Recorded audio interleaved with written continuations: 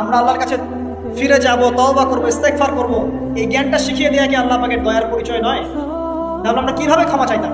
কিভাবে ক্ষমা চাইলে আল্লাহ পাক সমস্ত গুনাহ মাফ করবেন, এই পদ্ধতিগুলো বলে দেয়া কি আল্লাহ পাকের দয়ার পরিচয় নয়? তারপর সামনে যান, পৃথিবীতে নামিয়ে দিয়ে আল্লাহ পাক ক্ষান্ত হয়ে যাননি। আল্লাহ রাব্বুল আলামিন আসমান থেকে হেদায়েতের গ্রন্থ পাঠিয়েছেন, বলেছেন এই গ্রন্থের মধ্যে যা আছে মেনে চললে তোমরা আবার জান্নাতে ফিরে আসবে ইনশাআল্লাহ।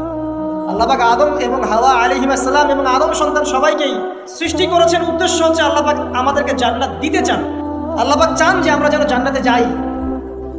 যদি আমরা জান্নাতে যেতে না পারি পরকালে, একটা কারণে যেতে পারবো না, অনলি একটা কারণ, সেটা হলো আমাদের নিজের দোষে।